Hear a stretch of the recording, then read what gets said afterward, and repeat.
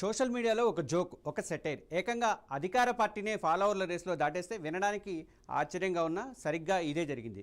మే 16న పుట్టినటువంటి cockroach Janata party అనే ఒకే ఒక్క ఇన్స్టాగ్రామ్ పేజీ దేశ రాజకీయాల్లోనే పెను సంచలనం సృష్టించింది. నిరుద్యోగులను ఉద్దేశించి సుప్రీంకోర్టు చీఫ్ జస్టిస్ సూర్యకాంత్ అన్నట్లుగా ప్రచారమైనటువంటి ఒక వ్యాఖ్యకు నిరసనగా మహారాష్ట్రకు చెందినటువంటి అభిజిత్ దిప్కే దీన్ని స్టార్ట్ చేశారు. కేవలం సరదాగా మొదలైనటువంటి ఈ పేజీ కొద్ది రోజుల్లోనే బీజేపీ అధికారిక అకౌంట్ను కూడా దాటేసి 10 మిలియన్ల ఫాలోవర్ మార్కును అయితే అందుకుంది. ఏంటా పార్టీ, ఏమా డిజిటల్ ఉద్యమం, చూద్దాం.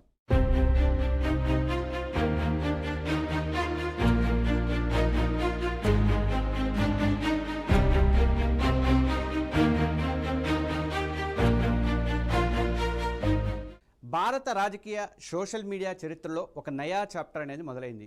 అది డిజిటల్ విప్లవం నడుస్తుంది. ఇప్పుడు ఇది యువత ఆగ్రహము, ఇది ఒక సెటైర్ సృష్టించినటువంటి సునామీ. కేవలం ఒక జోక్గా, రాజకీయ వ్యంగ్యంగా మొదలైనటువంటి ఒకే ఒక్క సోషల్ మీడియా పేజీ ఇప్పుడు దేశ రాజకీయాల్లోనే ప్రకంపనలు సృష్టిస్తుంది. దాని పేరే కాక్రోచ్ జనతా పార్టీ, అంటే సిజేపీ. మే 16న సరదాగా మొదలైనటువంటి ఈ ప్రయాణం కేవలం కొన్ని రోజుల వ్యవధిలోనే అద్భుతాలు సృష్టించింది. గురువారం ఉదయం నాటికి ఈ ఇన్స్టాగ్రామ్ పేజీ ఫాలోవర్ల సంఖ్య ఏకంగా 9.3 మిలియన్లు, అంటే 93 లక్షల మందిని దాటిపోయిందనమాట. అంటే ఇది మామూలు విషయం కాదండి.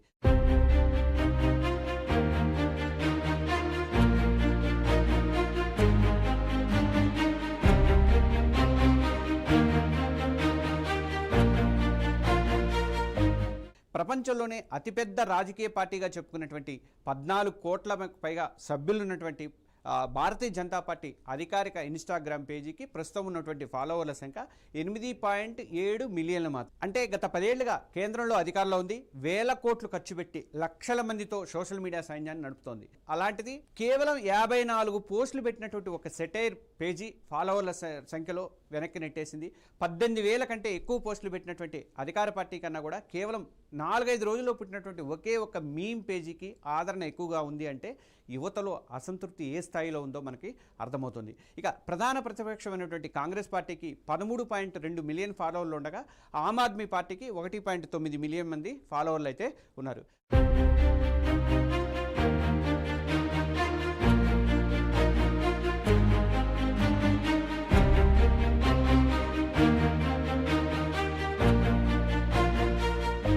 మరి ఈ కాక్రోచ్ జనతా పార్టీ కథ ఎక్కడ మొదలైంది? ఇటీవల సుప్రీంకోర్టు చీఫ్ జస్టిస్ సూర్యకాంత్ ఒక కోర్టు విచారణ సందర్భంగా కొన్ని తీవ్రమైనటువంటి వ్యాఖ్యలు అయితే చేశారు. సీనియర్ అడ్వకేట్ హోదా కోసం పిటిషన్ వేసినటువంటి ఒక లాయర్ను ఉద్దేశించి మాట్లాడుతూ, ఉద్యోగం దొరకని లేదంటే ప్రొఫెషనల్గా ఎదగలేని వాళ్ళు కొందరు యువకులు బొద్దింకల్లాగా తయారవుతున్నారు అని అన్నారట.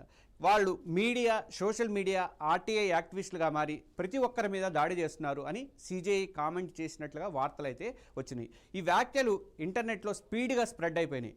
నిరుద్యోగ యువతని ఉద్దేశించే కాక్రోచ్, పారాసైట్స్ లాంటి పదాలు వాడటం మీద సోషల్ మీడియాలో తీవ్ర ఆగ్రహం అయితే వ్యక్తమైంది.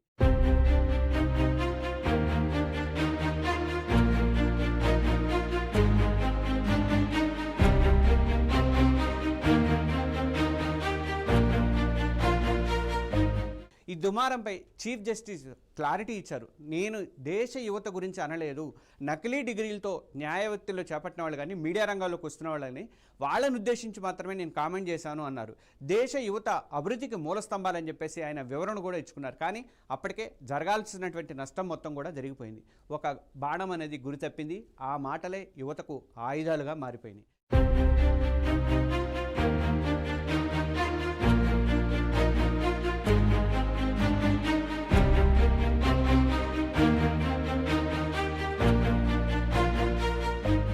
ఈ కామెంట్స్పై మహారాష్ట్రలోని ఔరంగాబాద్కు చెందినటువంటి 30 ఏళ్ల అభిజిత్ దిప్కే అనే యువకుడు వ్యంగ్యంగా స్పందించాడు.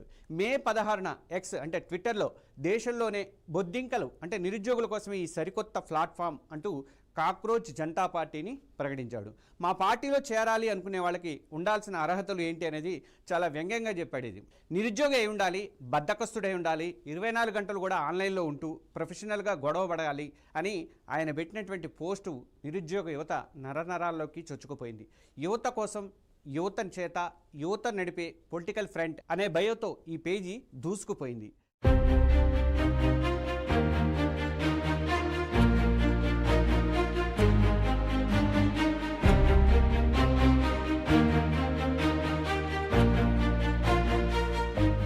అభిజిత్ దిప్కే నేపథ్యం కూడా చాలా ఆసక్తికరంగా ఉంది. ఇటీవల అమెరికాలోని బోస్టన్ యూనివర్సిటీ నుంచి పబ్లిక్ రిలేషన్స్లో మాస్టర్స్ డిగ్రీ పూర్తి చేశాడు. అంతకుముందు 2020 నుంచి 2022 మధ్య Aam Aadmi party social media టీంలో వాలంటీర్గా, ఢిల్లీ ప్రభుత్వంలో కమ్యూనికేషన్ అడ్వైజర్గా పనిచేసినటువంటి అనుభవం దిప్కేకి ఉంది. ఆయన ఈ ఎక్స్పీరియన్స్తోనే ఆయన యువత నాడి పట్టుకొని ఈ డిజిటల్ ఉద్యమాన్ని అయితే స్టార్ట్ చేశాడనమాట.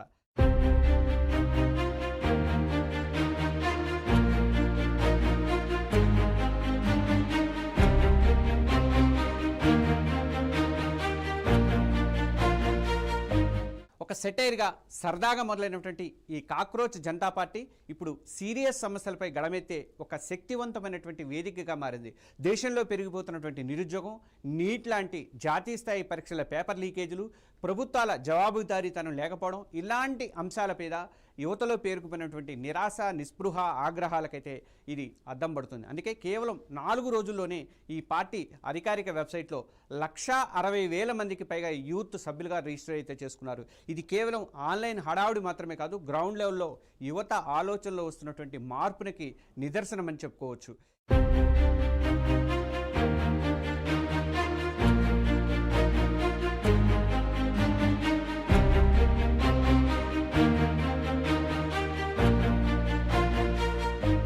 ఈ డిజిటల్ ఉద్యమం తీవ్రతను గమనించి సమాజ్వాదీ పార్టీ చీఫ్ అఖిలేష్ యాదవ్ కానీ, తృణమూల్ కాంగ్రెస్ ఎంపీ మహోవా కానీ, తర్వాత సీనియర్ న్యాయవాది అయినటువంటి ప్రశాంత్ భూషణ్ కానీ, ఇలాంటి ప్రముఖులు కూడా సోషల్ మీడియాలో మద్దతు అయితే ప్రకటించారు. ఇది ఈ ఉద్యమానికి మరింత బలాన్ని అయితే ఇచ్చింది.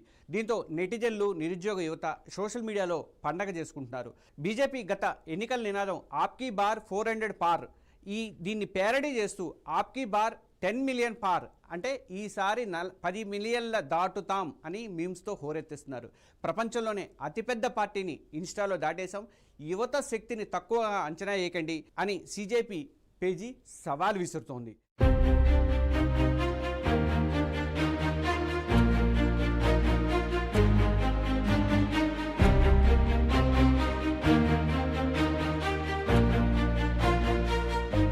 ఈ జోరు చూస్తుంటే 10 మిలియన్ ఫాలోవర్ని ఇవాళ రేపట్లో దాటం అనేది అది పెద్ద కష్టమేం కాదనిపిస్తుంది. అయితే దీన్ని కొందరు చాలా తేలిగ్గా కొట్టిపడేస్తున్నారు. ఇన్స్టాగ్రామ్లో ఫాలోవర్లు పెరిగినంత మాత్రాన ఎన్నికల్లో ఓట్లు రాలుతాయా అని ప్రశ్నించే వాళ్ళు కూడా ఉన్నారు. దీనికి సీజేపీ మద్దతుదారులు వెయిట్ అండ్ వాచ్, పిక్చర్ అభి బాకీ హై అంటూ ఆగండి, సినిమా ఇంకా మిగిలే ఉంది అని చెప్పి ధీమాగా బదిలిస్తున్నారు. ఈ డిజిటల్ ఉద్యమానికి వస్తున్నటువంటి అపూర్వ స్పందనతో వ్యవస్థాపకుడు అభిజిత్ దిప్కే త్వరలోనే అమెరికా నుంచి భారత్కు రిటర్న్ అయి వస్తున్నారు.